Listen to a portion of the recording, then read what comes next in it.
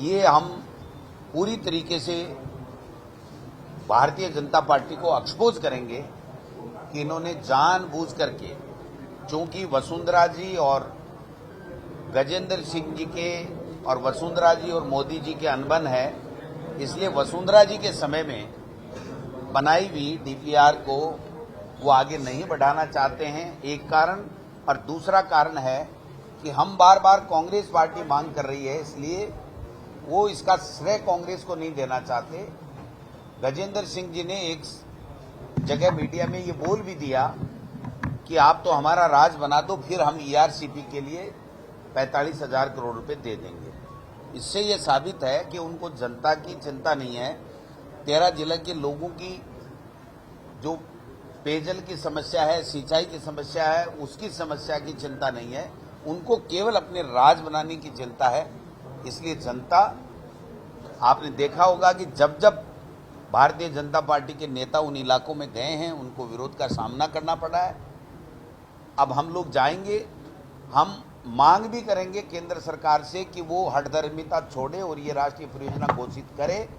और इसके साथ साथ हम वादा भी करेंगे कि हमने पैसा दिया है, अगर भारत सरकार नहीं बनाएगी तो हम राजस्थान की सरकार इस ईआरसीपी को पूरी करेगी, उसकी डीपीआर। किस तरह के कार्यक्रम करेंगे, कहाँ जाएंगे और खाना क्या तैयार किया पूरा आपने? किसका? पदयात्रा का हम रूट चार्ट प्रेस कॉन्फ्रेंस करके बता देंगे। पहले हम 23 तारीख की तैयारी में लगे हुए हैं और प्रेस कॉन्फ्रेंस करके आपको बाकायदा पूरा रूट चार्ट बताएंगे। 13 जिलों में किस तरीके से हम लोग कहाँ कहाँ सभाएं करेंगे, क्या करेंगे, वो रूट चार्ट बन रहा है। 101% धोखा तो हर मुद्दे पे दिया, ईआरसीपी पे भी दिया, महंगाई कम करने की बात की थी, उस पर भी दिया, बेरोजगारों को 2 करोड़ को एक साल में नौकरी देने की बात की थी, उस पर भी दिया, पेट्रोल डीजल के ऊपर एक्स्ट्रा सेस लगा करके लूट मचा रखिए, उस पर भी दिया, किसानों की कर्जा माफी के मुद्दे के ऊपर भी उन्होंने धोखा दिया, और किस प्रकार से 15 महीने तक खून के आंसू उनको रुलाए गए, उस पर भी उन्होंने जो प्रताड़नाएं दी हैं, जो 3 काले कानून उद्योगपति मित्रों को फायदा देने के लिए, उस पर भी हमको धोखा दिया। हमने, हमारी सरकार ने, मुख्यमंत्री ने ये लिख के दे रखा है कि जो राष्ट्रीयकृत बैंक हैं उनका वन टाइम सेटलमेंट करा दीजिए, हम पूरा पैसा राज्य सरकार देने को तैयार है। उस पर भी उन्होंने काम नहीं करके और उस पर भी धोखा दिया है। और अब कभी घेराव यात्रा, कभी जन आक्रोश यात्रा, कभी परिवर्तन यात्रा। तो देखिए, जन आक्रोश में जन नहीं था, आपस में आक्रोश था, घेराव में कोई इनके साथ हो नहीं रहा था, एक दूसरे का खुद ही घेराव कर रहे थे। और अभी जो परिवर्तन है वो तो एक तरीके से उनका परिवर्तन यात्रा मजाक बन के रह गई है, क्योंकि परिवर्तन अपने नेतृत्व का कर रहे हैं, जनता उनके साथ में नहीं है। जनता कांग्रेस पार्टी की सरकार, मुख्यमंत्री जी की योजनाएं, उसके ऊपर मोहर लगा करके सरकार को रिपीट करना चाहती है और मन बना चुकी है पूरी तरीके से। ये पूरे के पूरे केंद्र के मंत्री और पूरे नेता देश के लोगों के, अपने विभागों के काम नहीं करके और केवल चुनावी मोड में घूमते रहते हैं। और ये बात अब जनता जान चुकी है कि किस प्रकार से मोदी जी मुद्दों से ध्यान भटकाने का काम करते हैं, किस प्रकार से जो मूल मुद्दा है महंगाई कम करने का, बेरोजगारी कम करने का, जो किसानों की जो वादे किसानों से किए थे उनको पूरा करने का, और देश की जो हालात बने हुए हैं, जो संवैधानिक संस्थाओं का दुरुपयोग कर रहे हैं, उनको जो विरोध झेलना पड़ रहा है, उन सब मुद्दों से, चाइना ने कब्जा कर रखा है हमारी ज़मीन पे, उन सब मुद्दों को भटकाने के लिए, उस मुद्दों से ध्यान भटकाने के लिए देश की जनता का ये लोग काम कर रहे हैं। बड़ा मुद्दा बनेगा, आपको लगता है जिता देंगे चुनाव पिछली बार की तरह आपको? देखिए,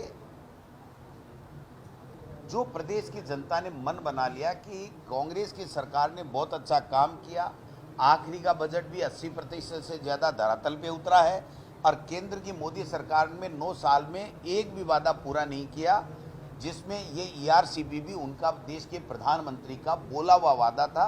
भारतीय जनता पार्टी की वसुंधरा राजे जी की सरकार का बनाई हुई डीपीआर थी, उसके बावजूद भी वो पूरा नहीं कर रहे हैं।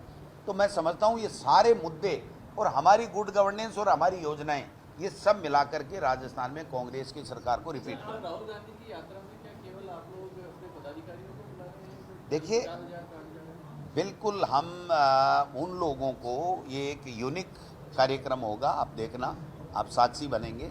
हमारे बूथ अध्यक्ष से लेकर के बूथ अध्यक्ष, हमारे मंडल अध्यक्ष, हमारे ब्लॉक के अध्यक्ष, हमारे जिले के अध्यक्ष, हमारे जिला की कार्यकारिणी, हमारे ग्राम पंचायत के अध्यक्ष, हमारे नगर के अध्यक्ष, हमारे वार्ड के अध्यक्ष और हमारे प्रदेश की कार्यकारिणी और फ्रंटल ऑर्गेनाइजेशन और हमारे यूथ के जिला और ब्लॉकों के इनके फ्रंटल ऑर्गेनाइजेशन के अध्यक्ष का, यानी जो संगठन का स्ट्रक्चर है उसमें जो लीड करने वाले लोग हैं, जो प्रमुख हमारे पदाधिकारी और कार्यकर्ता हैं, वो लोग बाग इसमें भाग लेंगे।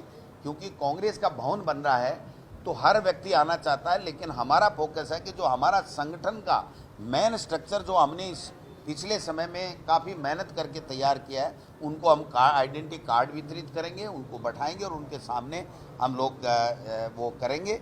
और हम ये भी करने जा रहे हैं कि कांग्रेस का हर कार्यकर्ता के लिए हम एक विकल्प देंगे कि वह कांग्रेस पार्टी के भवन बनाने के लिए अपना योगदान, चाहे वो कितना भी छोटा हो बड़ा हो, वो दे, जिससे उसके आधार पे उसकी सहभागिता भी होगी और नया 4 मंजिला भवन बढ़िया से बढ़िया बन कर। उम्मीदवारों के चयन की प्रोसेस चल रही है, कहाँ तक पहुंची? CWC में भी चर्चा हुई है। अभी प्रदेश इलेक्शन कमेटी की दोबारा हम जल्दी बैठक बुलाएंगे और उसमें जो हमारे पास में ब्लॉकों से, जिले से और प्रदेश कांग्रेस प्रदेश इलेक्शन कमेटी के जो मेंबर साहिबान जो फीडबैक लेकर के आए हैं, उन सब पे चर्चा करके हम एक पैनल बना करके सबकी सहमति से हम स्क्रीनिंग कमेटी को देंगे। स्क्रीनिंग कमेटी पहले से 8-10 दिन से सब प्रमुख नेताओं से अपनी चर्चा करके अपने 2 दौर का जो चर्चाएं हैं वो पूरी कर चुकी है। अब जो ही हम उनको पैनल देंगे वो उस पर अपना काम करके और आगे बढ़ेंगे। सर, अब तक शांति चल रही थी, राजेंद्र राठौड़ को जाना नहीं दे रहे थे, लेकिन फिर उन्होंने आपके ऊपर हमला करते हुए कहा है कि ये रावण से तुलना कर दी आपकी कि रावण है वो नाती का बाड़ा के नाम से जानी जाएगी उनकी जगह। रावण भी तो विद्वान तो था ही, विद्वान तो था ही, ये तो मानते हो, विद्वान ब्राह्मण था। ये चूकते नहीं हैं, कभी ब्राह्मणों के खिलाफ टिप्पणी कर देते हैं, कभी जाटों के खिलाफ कर देते हैं, कभी किसी ओबीसी की जाति पे कर देते हैं, ओबीसी के अध्यक्ष को हटा देते हैं, ये कुछ भी कर सकते हैं। लेकिन ये बौखलाए हुए लोग हैं, ये बौखलाहट में कुछ भी कह रहे हैं। आप बताइए, प्रतिपक्ष का नेता केवल लक्ष्मणगढ़ में मीटिंग करे और लक्ष्मणगढ़ की भी 3000 की मीटिंग, और उसमें केवल गोविंद डोटासरा के ऊपर सारे बोल रहे हैं। तो इनके प्रदेश के अंदर सरकार बनाने का कोई विजन पेश करते, सरकार की हमारी योजनाओं की कोई कमी खामी बता दे, मोदी जी की कोई उपलब्धि बता दे। ये तो केवल और केवल हम पे 1-2 लोगों पे बोलने के लिए बस रह गए, इसके अलावा तो इनके पास कुछ है नहीं। और मैं फिर कह रहा हूँ, मीडिया के सामने कह रहा हूँ, राजेंद्र जी राठौड़ चूरू से चुनाव नहीं लड़ेगा, लड़ेगा तो 100% हारेंगे। ये मैं फिर कह रहा हूँ, आप देखना इसका नतीजा। और इसीलिए बौखलाहट में वो व्यक्तिगत आरोप लगाते हैं। वो सीनियर हैं इसलिए, मैं तो व्यक्तिगत तो आरोप लगाता नहीं, वरना तो सुबह से शाम हो जाए, इतनी बातें हैं। लेकिन मैं उस पर नहीं जाऊंगा, क्योंकि वो उनको मुबारक हो ओछी बातें करने, ओछी बातें करना उनको मुबारक हो। वो मेरे को बार बार पूछते हैं कि उनके रिश्तेदार ने कौन सी चक्की का आटा खाया। वो चूरू जिले की चक्की का आटा खाया, जिसने एक परिवार में जिसका बाप अधिकारी हो फर्स्ट ग्रेड का, जिसकी माँ टीचर हो, जिसकी 2 बहनें आरएस हों, जिसका बेटा आरएस हो, है ना। और जब राजेंद्र जी राठौड़ की सरकार थी तब आरएस बने, मेरा बेटा भी तब आरएस बना। तो उनको चूरू की चक्की का इसलिए नहीं पता कि वो चूरू के मूल रूप से हैं ही नहीं, वो हनुमानगढ़ के हैं, शायद हनुमानगढ़ के हैं। चूरू की जनता ने उनको मान सम्मान दिया और आज चूरू छोड़ करके वो भगना चाहते हैं। उनके जिलाध्यक्ष जी का आपने वीडियो देखा होगा, आप तो मीडिया के लोग हैं, वो कह रहे जाएगा पकड़ो, नारे लगाओ 500 आदमी इकट्ठे होके। अब 500 आदमी से इकट्ठे करके नेता प्रतिपक्ष अगर आवाज़ लगवाना चाहे, आगे बैठा करके उसका जिलाध्यक्ष कहे भग जाएगा रोक लो, भग जाएगा रोक लो, रोक के करोगे क्या? वो सीट तो जीत नहीं रहे हैं। वो चूरू तो हम जीत रहे हैं, राजस्थान हम जीत रहे हैं, सरकार हमारी बन रही है। इनमें सामंजस्य नहीं, आपस की लड़ाई है, इसलिए बौखलाहट में इनका जम नहीं रहा खेल। अब समझ लो मेरी बात को, मारवाड़ी में समझाऊं आपको, खेल जम रहे हो नहीं।